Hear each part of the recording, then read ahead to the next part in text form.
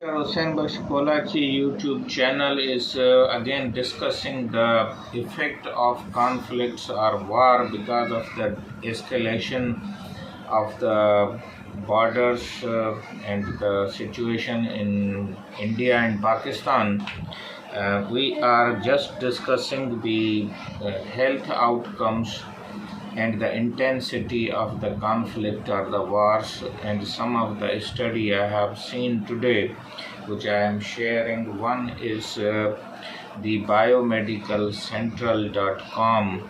It is a publishing journal, open access journal, and it has published in 2025 a study in which association between intensity of the conflict or the war and the health outcomes are discussed, and there are many important factors, and they have discussed the intensity in terms of hazards, vulnerability, exposure, and the protection factors.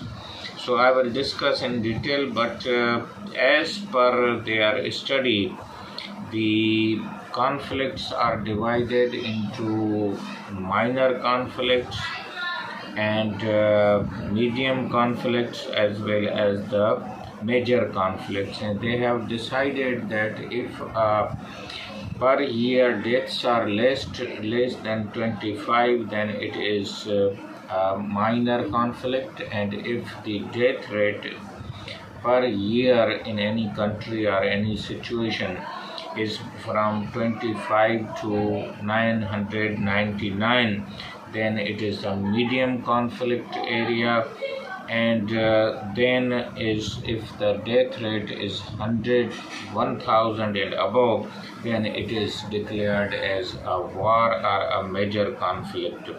And average, they have calculated that if the conflicts of any type they take place in any country, then per 100,000 deaths will take place on average, as per their study, published study in BMC or Biomedical Central.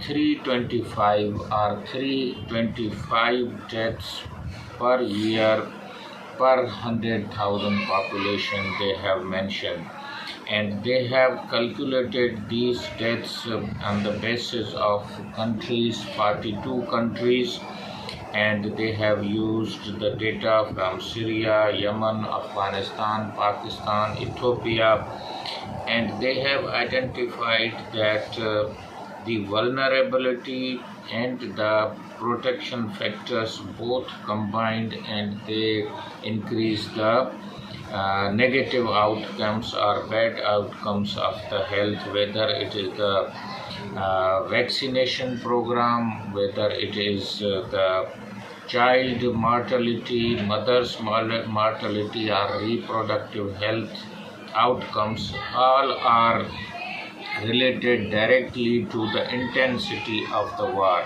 So in the context of Pakistan, the death is calculated almost 25 on the both sides, so we may say that this is a minor conflict, and the de-escalation immediately it is started from 7th, and within 3 days I think the de-escalation was declared, or ceasefire was declared.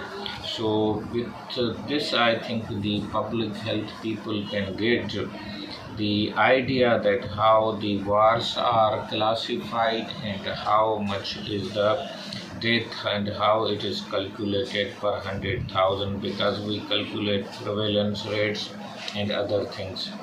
Now the important aspect is that the other organization which is safeguarding health in conflicts, and it is a coalition giving data since 2024. So they have calculated that in the last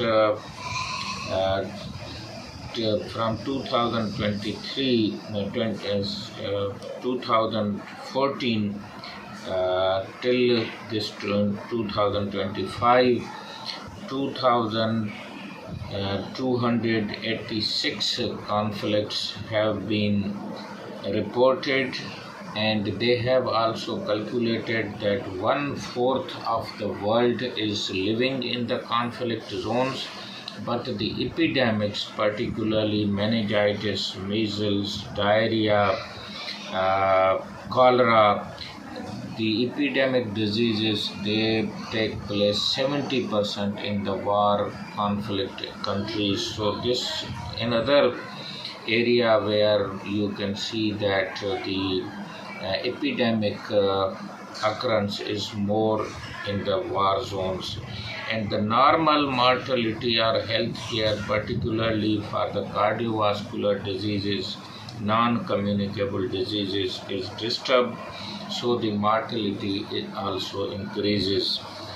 With this, I think the utilization of the healthcare services decreases, the obstruction or excess of the health services and the migration or displacement of the healthcare workers or availability. They have given a degree, a case study from Ethiopia in which the healthcare facility went minimum during the conflict in the Ethiopia. And they have also given one Upshala program of data which is calculating the conflict data since 1946. So I think we must go through the UCDP Upshala conflict data program.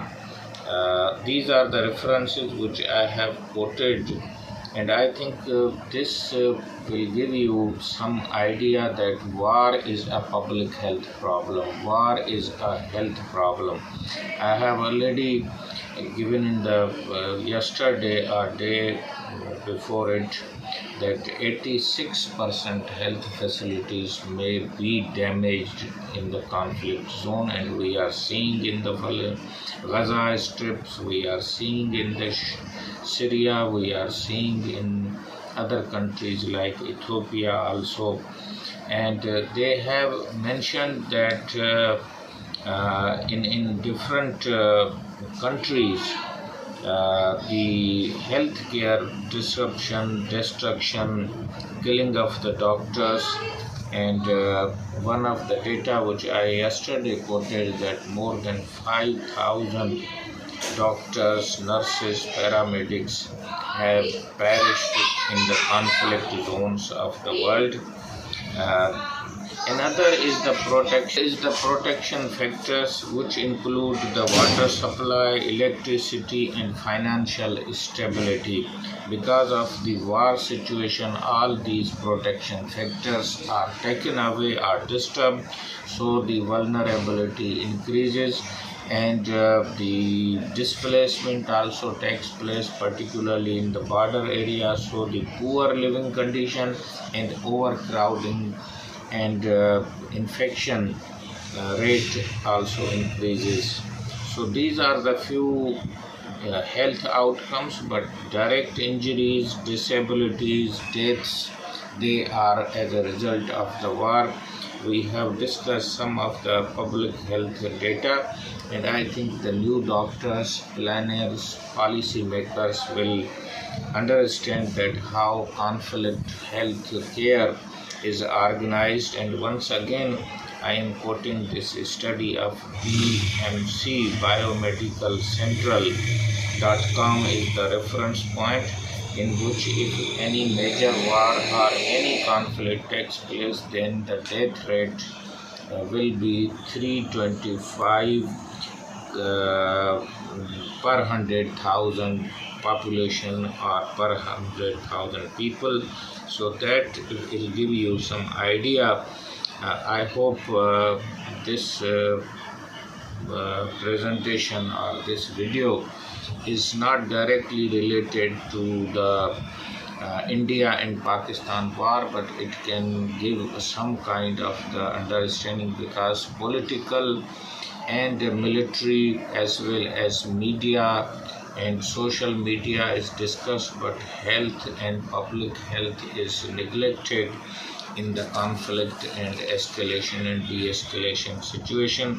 So we are thankful from the Pakistani side, and the government of Pakistan particularly took, I think, a correct measure, and we also wish that peace in the world and the conflicts in the society, whether they are major conflicts or minor conflicts, should be reduced, and health, progress, development, prosperity should take over or should be given priority over all these wars and conflict situation. Thank you very much. Dr. Hussain Bashpolati YouTube channel is with you, and we have discussed this topic. Perhaps it is not discussed more in the context of India and Pakistan, but I think this will give you that how the conflicts are classified and what are the death rates if the conflicts is escalated, and how we can improve and make the healthcare facilities more functional and more relevant, and our training, particularly the MD-CAT and these tests which are NEET in India and MD-CAT in Pakistan and MCAT in the world, is not considering that world is becoming violent, and as the 1/4 of the world is living under the conflict situation, so it means about more than 2 billion people. So we have to rewrite our curriculum, healthcare system. We need doctors who can survive and who can provide healthcare facility. One of the picture is showing, and the caption is from the Safeguard Health Coalition, that the healthcare in darkness, because of the blackout, because you can't switch on the lights, so the healthcare is provided in the complete darkness. So you can understand that how the conflict and the healthcare is related and connected, and you can save many lives, but peace and security and no conflict society is the major consideration of the 21st century. AI, social media, in our experience, is not helping to reduce the conflicts, but the conflicts are increasing. Once again, I congratulate the society and the Pakistan Army as well as the Pakistani government that the right decision was taken, and our YouTube channel will provide the technical as well as public health information related to the conflicts, not only to the Pakistan but to the India and the larger community of the 42 countries where from this data was taken. Thank you very much, Dr. Hussain Bashpolati YouTube. Please like it, share it, and write comments if they are useful. We are providing useful information, then like it and support us, and we will appreciate if you will subscribe this channel. Thank you very much. This is Dr. Hussain Bashpolati from Pakistan. Thank you.